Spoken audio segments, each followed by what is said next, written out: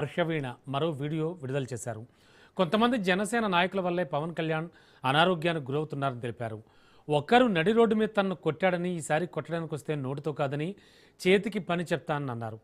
ఈసారి కొట్టడానికి వస్తే నోటితో కాదు తన చేతికి పని చెప్తానని కూడా మండిపడ్డారు.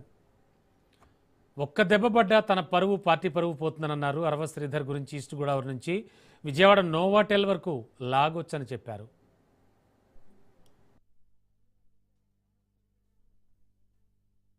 పవన్ కళ్యాణ్ గారు నాకంటూ వదిలేసిన ఒకే ఒక్క ఛాన్స్ అరవ శ్రీధర్ చేసిన తప్పుని బయట పెట్టడానికి.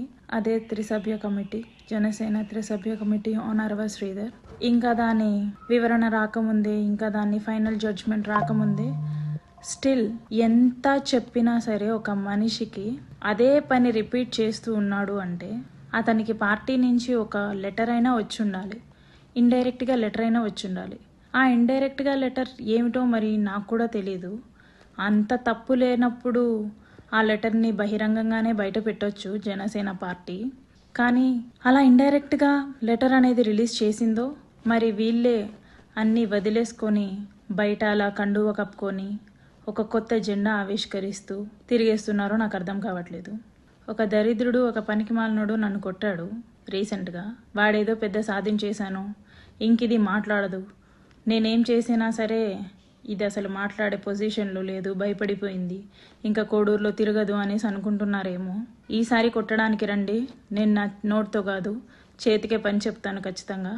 పరువు పోతుందని అవసరంగా ఒక్క దెబ్బ పడినా సరే మీ మీద మీ పరువు పోతుంది, మీ పార్టీ పరువు పోతుంది. అలాంటి పరిస్థితులు తెచ్చుకోవద్దండి.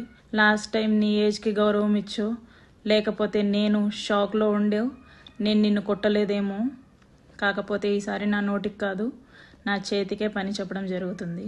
అండ్ అరవ శ్రీధర్, నీ గురించి లాగాలంటే ఈస్ట్ గోదావరి, ఏలేశ్వరం నుంచి విజయవాడ నోవాటెల్ దాకా లాగొచ్చు. అండ్ నీ పక్కనుండేవాడు నన్ను కొట్టిన వాడి గురించి సంయుక్తంగా తెలియజేయగలను.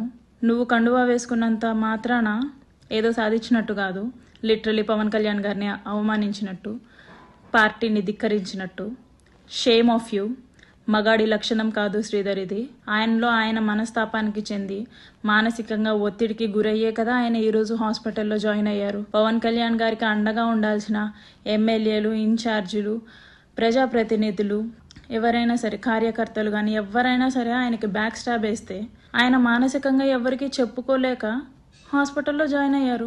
మీరు మృత్యుంజయ హోమాలు చేయాల్సిన అవసరం లేదు, ఆయన మాట పాటించండి చాలు. ఆయనకు అదే పెద్ద బలం. మీ వల్లే ఆయన హాస్పిటల్ చేరాల్సి వచ్చింది. అండ్ శ్రీధర్, నిన్నేమనాలో కూడా నాకు అర్థం కావట్లేదు. But I keep on questioning till end of the day. ఎందుకంటే ఇది నా రైట్. పవన్ కళ్యాణ్ గారే నాకు ఇచ్చిన రైట్. ఆయన నీకెంతో నాకు కూడా అంతే. నువ్వు కండువా వేసుకొని తిరిగేస్తున్నావు, బట్ షేమ్లెస్ పర్సన్గా మిగిలిపోతావు శ్రీధర్.